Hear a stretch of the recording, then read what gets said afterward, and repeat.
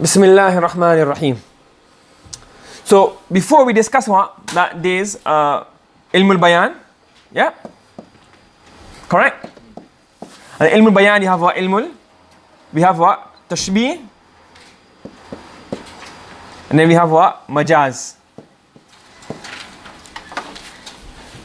Yeah, we have Majaz, correct.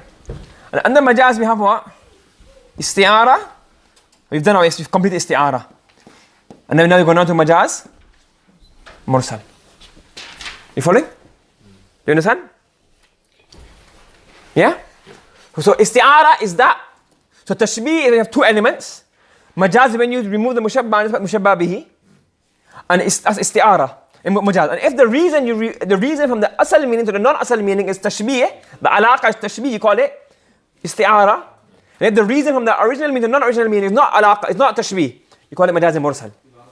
So for example, we're going to say certain scenarios where we leave the original meaning, take a second, we're going to use a word, not its original meaning. And a secondary meaning. Why? Because of a alaqa which is not tashbih. For example, look. So al-majaz al-mursal huwa majazun alaqatuhu ghayru al-mushabahati. Majaz al-mursal is a majaz whose alaqa and whose link is not mushabaha. For example, sababiyya. What does that mean? You have a sabab. Sabab is called a cause. And so, what was a cause and a effect? So a sabab and a musabbab. Cause and effect. Yeah? You have a cause and an effect. So sometimes you can mention the cause and you really mean the effect. And sometimes you can mention the effect and you really mean the cause. For example, look. If somebody says, Azumat yadu fulan. His hands are great. Now the Arabs, they use the word yad to mean ni'mah. Because when you bestow a favor upon somebody, what do you use normally? Your hands. So you can use hands and really mean what? His favors. So you can say, Azumat yadu fulan. Such and such a person's hands have become great. Ay ni'matuhu allati sababuha al-yad. Ay, his favors, whose cause is what? The hand, they have become great. For example, look, easy example. Let's say example, look. In the hadith, the Prophet sallallahu alayhi wa sallam says, Ma li ahadin indana yadun. Nobody has a hand for us. Illa waqad kafayna. Except that we have kafa yukafi mukafatan is what? Recompensed it. What does that mean? Nobody has a favor upon us. Ma khala Abu Bakr except Abu Bakr radiyallahu anhu. Fa inna lahu indana yadan. He has a favor upon us. Yukafi'uhu Allahu bihi yawm al-qiyamah. Allah will recompense at the day of qiyamah. So yad here means what? Favor. The Arabs use the word yad to mean favor because yad is a sabab. So you give somebody money, give somebody wealth, you help them, you save them. Okay, generally speaking. Another example, the Prophet sallallahu alayhi wa sallam says in the hadith, Al-Muslimu man salima al-Muslimuna min lisanihi wa yadi. A Muslim is the one from whose tongue. What does tongue mean? Tongue is a sabab of what? Words. So really from whose words and whose hands, not whose hands, but for whose actions. So this is a sabab. What's the musabbab of the lisan? Kalimat. And yad is what? Sabab. And what's the musabbab of yad? Af'al. But give me a dead metaphors. People, when you say from his tongue, this is already harsh tongue. You know what tongue means? I mean harsh words. But literally, originally, this was sabab musabbab. So you mention the sabab, but you really mean the musabbab. Or you mention the here sabab lisan, you mean the kalimat. Yad is sabab of af'al. Okay. Another example is the opposite way around. Musabbab. Musabbabiyya. You mention the musabbab, but you really mean the sabab. For example, if you say, Amtaratis sama'u nabatan. The heavens rain down nabat.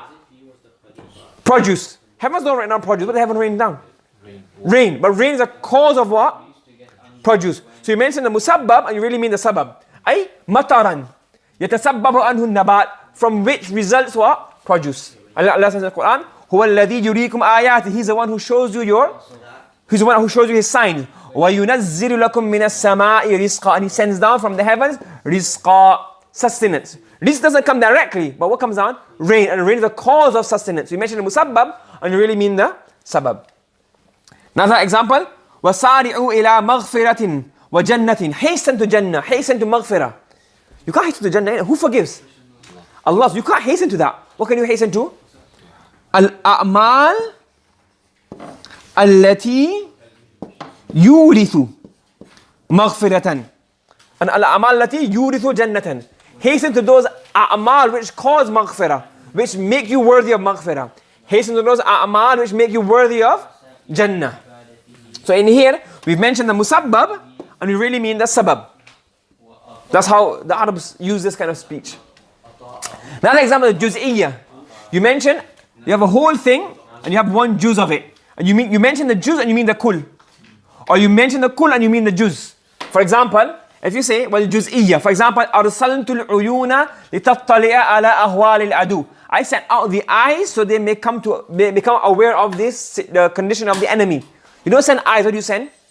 Spies. But the main part of the spy is what? His eyes. So you mention the word eye and you really mean spy. So you say al-uyun, what do you mean? Ay al-jawasis. So that's what you call juz'iyya. You mention the juz and what do you mean? The kull. Or the opposite. You mention the kull and you mean the juz. Well, kulliyya. Kulliyya means you mention the kull and you mean the juz. For example, yaj'aluna asabi'. Asabi' means what? The whole finger. From top to bottom. You can't put the whole finger in your ears. Where do you put your fingers? Your ears? The tips. But you mention the asabi', which is a kull, and you mean anamil. The tips.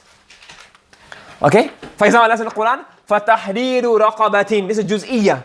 You free a neck. How do you free a neck? What do you mean? You free a slave. Because a neck is the way that, a neck is a burden. Because if you got somebody if you like a picture of slavery, you got a neck chain, you got his neck in chains, what? You own that person. So free that neck, meaning free him altogether. So this is juz'iyya. You mention the juz and you mean the kull. Hazrat Ibrahim would say, فَقُلْ أَسْلَمْتُ وَجْهِيَ لِلَّهِ يَا أَسْلَمْتُ وَجْهِيَ لِلَّهِ الَّذِي فَطَرَ السَّمَاوَاتِ وَالْأَرْضِ. So I submit my face. You don't submit your face, you submit your whole body to Allah subhanahu wa ta'ala. Because the face is the ashraful a'adha, the most noble part. When you submit that, submit your head, you submit your mind to Allah subhanahu wa ta'ala, you submit it totally to Allah subhanahu wa ta'ala. So you mention the kull and you mean the juz. Or here you mention the juz and you mean the kull. Okay, these are 4 examples, a few more. We mention tomorrow inshallah. You understand? Yeah? Subhanallah bihamdi subhanakallahumma wa bihamdika ashhadu an la ilaha illa anta astaghfiruka wa atubu ilayk.